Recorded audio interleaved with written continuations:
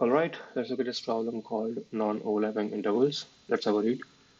Given an array of intervals where intervals of I equals to start and end, return the minimum number of intervals you need to remove to make the rest of the intervals non-overlapping. Okay, for example here 1 2 2 3 3 4 1 3. If I remove 1 3, everything becomes good. Yeah, so this is what I have to remove.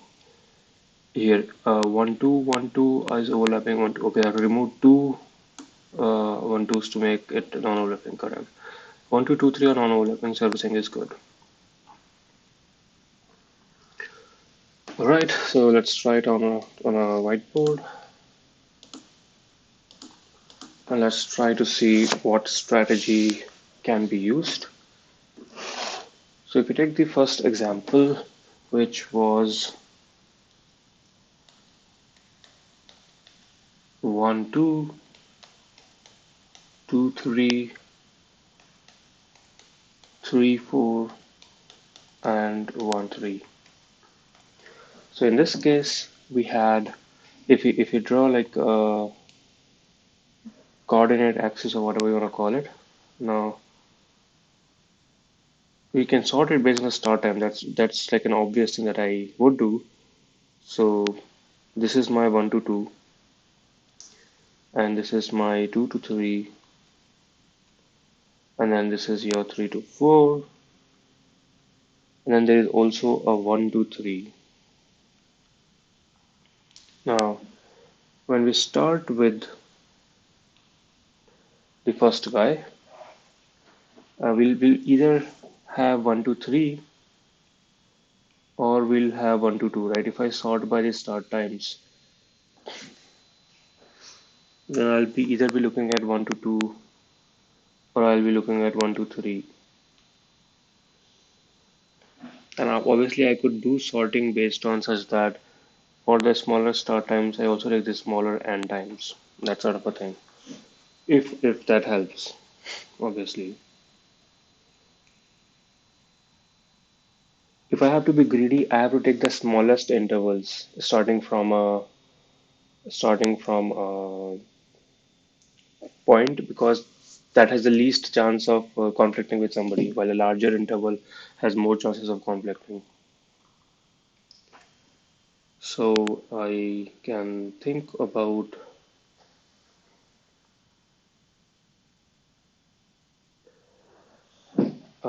considering both start times and end times and sorting based on that. And after that, I can see so that one between 1 2 and 1 3, they both I know that they both intersect. So we can't take both of them. We have to remove one of them. Then the question will be which one to remove. Yeah, the question will always be.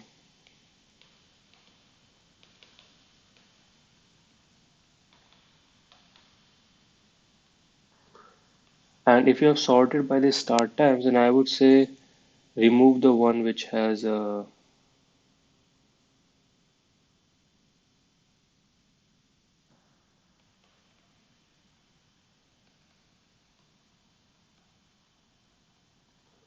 larger and point, right? So for example, between 1 2 and 1 3, I will obviously remove 1 3, and then I will looking at 2 3, there is no conflict, 3 4 doesn't conflict, and it's all good. Let's take some more examples to see how things would look. So let's say we had one interval like this, some other interval like this, this, I don't know, maybe this, and maybe this. I don't know, some random stuff like that. Now, obviously, I'll start with the start time. So maybe first I look at this guy and I say, okay, this is something. Now, next guy that I look at is conflicting and is ending here. So because it's conflicting, then I will remove this. If I remove this, let's remove this, right? Then I'm only focusing on this guy. I have already removed one, and now, okay, after this guy, I will be looking at this guy because this guy and this also, let's say, conflicts. If it conflicts now, I will remove it, right? Because its and is larger, so I remove it. Now, next I'll be looking at this, and let's assume they don't conflict, so this is good. Next, I'll be looking at this. It conflicts with this, and this is the bigger one, so I will remove this. And so I'll be left with this guy, and this guy eventually, and they don't conflict. So the idea is clear. I am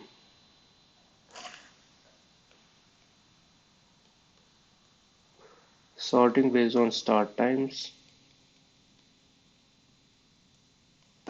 and I'll maintain a left and a right, and check conflicts.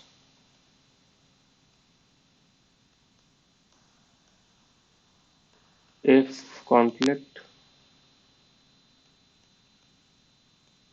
remove the one with larger endpoint. That's all. Yeah.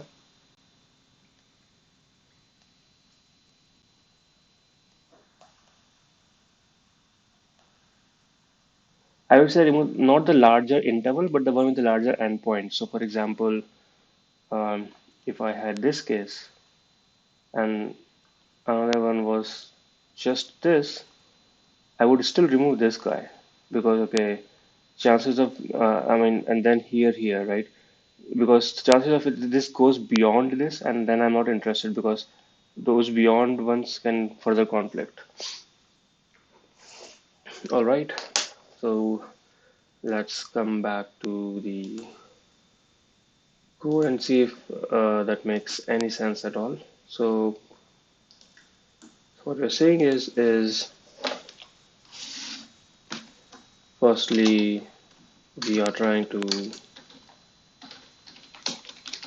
sort the intervals based on the start time. So we go A comma B. The comparator, it would be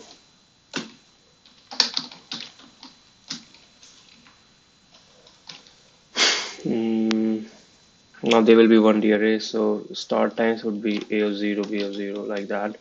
So we sort based on the start times.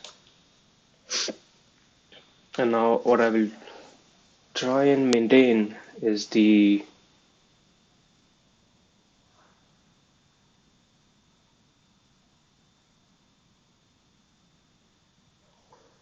um, so we go through each and every array now. So and we have to keep track of the end, right? So start is sort of clear, or maybe not. How do I look for conflict? That's another thing I have to check. Uh, remove is equals to 0, and this is what I'll return. How many guys I have to remove, right? So I'll start with the first interval. So my start equals to intervals of 0, 0, and my end equals to intervals of 0, 1. Now I go through each and all remaining intervals. So I equals to 1, I is less than intervals dot length I plus plus. Now first thing obviously we have to check is if they intersect or they don't intersect, right? So if they intersect, that would mean what? That would mean this guy is a start. So intervals of i's. This guy's start is lesser than because equals to. I don't think we are considering as intersecting here. So if this guy's start point is lesser than the current end, they are intersecting. Else they are not intersecting. If they are not intersecting, then now I will update start to intervals of I0 and end to intervals of I1, right? These guys, if they didn't intersect, then that would be the case. If they did intersect, well, then you have to remove one of them. So remove plus plus, and now what will I update? I'll update my and to be the smaller of the two. Math.min of and intervals of I1, right? The one with the larger and is the one that I will remove. And yeah, eventually that's it. Let's run the code. Okay, all three works. Submit. All right, so we sorted the array and then we went through the array. So its time complexity is n log n. Space complexity will depend upon the internal algorithm that's used by the sorting, which could either be O of n or some could either be O of 1. I think in Java it's likely O of n. All right,